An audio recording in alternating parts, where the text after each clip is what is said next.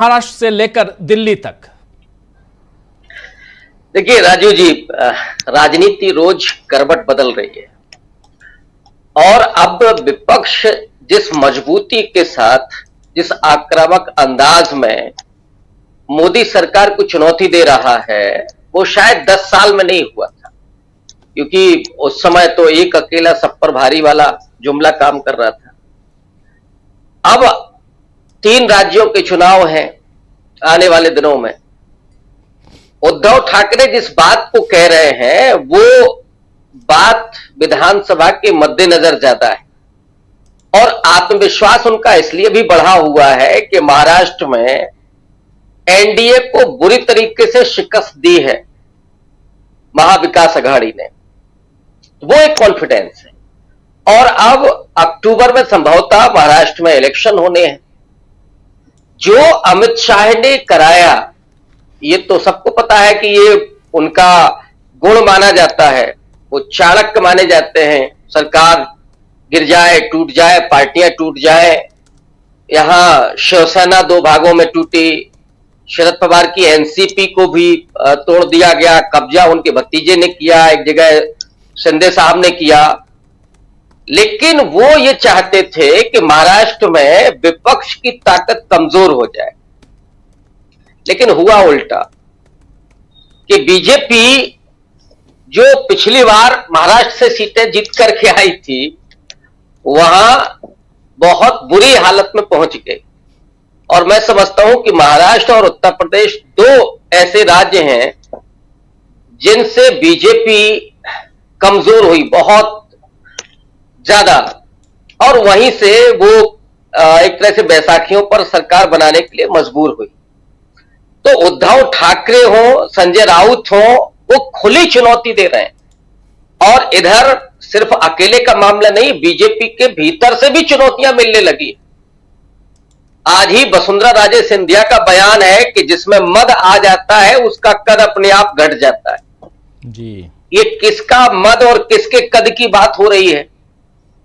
आप चाहें तो उसका अंदाजा लगा सकते हैं कि इशारा कहां है। इसके अलावा और भी बहुत सारे नेता है। वो आपने योगी आदित्यनाथ जी का देखा ही होगा, नमस्कार तक नहीं हो रही है।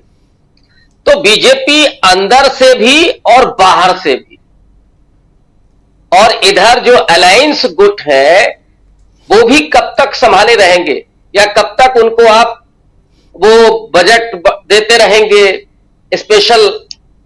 तो बिहार और जो आंध्र प्रदेश को भी मिला है, वहां तो सीधा ही खुला हुआ है। वो तो एटीएम समझ करके काम कर रहे हैं चंद्रबाबू नायडू जी। और जिस दिन बंद हो जाएगा उसी दिन ये सरकार खतरे में पड़ जाएगी। तो अब जो कॉन्फिडेंस आया है विपक्ष में, वो कॉन्फिडेंस उद्धव ठाकरे के शब्दों में दिखाई पड़ रहा है और सीधे तरीके से घेर रहे हैं। वैसे भी महाराष्ट्र बनाम गुजरात की पॉलिटिक्स भी हो रही है वहां पे। महाराष्ट्र से बहुत सारी कंपनियां गुजरात चली गई, और गुजरात कैसे गई, क्यों गई, ये भी सबको पता है। तो जो मराठी अस्मिता का सवाल है वो भी कहीं ना कहीं उद्धव ठाकरे अपना बुलंद कर रहे हैं। तो इस वजह से आगामी जो विधानसभा के चुनाव है उसमें बीजेपी के लिए और ज्यादा मुश्किल होने जा रही है। और अगर महाराष्ट्र उनके हाथ से निकलता है तो फिर आधी ताकत रह जाएगी बीजेपी की, क्योंकि वो आर्थिक राजधानी है। और ये साफ दिख रहा है कि अब महाराष्ट्र में सरकार बनाना, दोबारा से आना बीजेपी और महायुति गठबंधन के लिए बहुत मुश्किल है। जी राजीव जी, बिल्कुल आप सही कह रहे हैं। महाराष्ट्र में बीजेपी या महायुति। जी राजीव जी, देखिए थोड़ी देर पहले श्रवण गर्ग जी बोल रहे थे कि उस चुनाव में जो 3 राज्यों के होने वाले हैं उसमें अगर हार होती है भारतीय जनता पार्टी की तो वो साइकोलॉजिकल फैक्टर जो बहुत बड़ा होगा। लेकिन इसी बात को थोड़ा हम और एक्सप्लोर करके देखें तो वो साइकोलॉजिकल फैक्टर क्या होगा और क्यों होगा।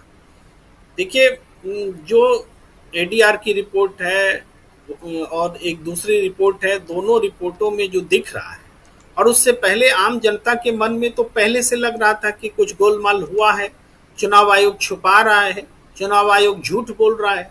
उसकी पुष्टि इन रिपोर्ट से हो रही है कि चुनाव गलत हुए और चुनाव छीना गया, और चुनाव में अब आज जो सत्ता में है वो जबरदस्ती सत्ता में है। लेकिन इस फीलिंग को जो मजबूती देगा वो इन 3 राज्यों के चुनाव नतीजे अगर ठीक वैसे ही हुए और उससे भी अगर बीजेपी के लिए खराब हुए, एनडीए गठबंधन के लिए खराब हुए, तो पुष्टि हो जाएगी कि जनता लोकसभा चुनाव में भी इनको हरा चुकी थी।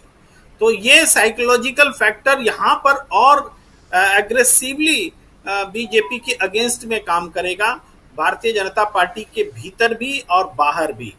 तो भीतर में इसका असर ये होगा कि नितिन गडकरी जैसे नेताओं की बाढ़ आ जाएगी जो चिट्ठी लिख रहे होंगे, और इसके अलावा उत्तर प्रदेश जैसे प्रदेश में जहां पर कि प्रदेश नेतृत्व पर जिम्मेदारी थोपी जा रही है कि आप चुनाव हारे हैं, तो जिन जिन राज्यों में ऐसा दबाव बनाने की कोशिश की गई है अब तक और लोगों ने मान लिया है, उत्तर प्रदेश ऐसा है जहां पर माना नहीं है, लड़ाई रस्साकशी चल रही है, तो अब प्रदेश स्तर पर भी विद्रोह होगा कि चुनाव मोदी की गारंटी हारी है, चुनाव राष्ट्रीय स्तर पर लड़ा गया था और उस परसेप्शन की हार हुई है, और चुनाव इंडिया गठबंधन की मोहब्बत की दुकान खोलना, संविधान बचाना और उसकी जीत हुई है।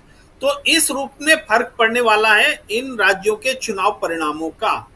इसीलिए ये महत्वपूर्ण है कि 2024 के लोकसभा चुनाव के बाद सबसे बड़ा एक्सपेरिमेंटल जो होगा ये होगा। इससे पहले उत्तर प्रदेश के 10 विधानसभा सीटों का भी है, लेकिन उसका वो महत्व नहीं है क्योंकि इन 10 में तो 5 तो समाजवादी पार्टी की अपनी सीट है, तो इसमें वो चीजें टेस्ट नहीं होगी। मेरे ख्याल से टेस्ट होंगी महाराष्ट्र में, हरियाणा में भी लोकसभा चुनाव में अच्छी टक्कर रही और उसकी चर्चा नहीं होती है, वहां पर भी वोटिंग का देखना पड़ेगा कि कितना गड़बड़ हुआ है, क्योंकि हमें तो अंदाजा था कि वहां 7-8 सीट इंडिया गठबंधन जीत सकती है।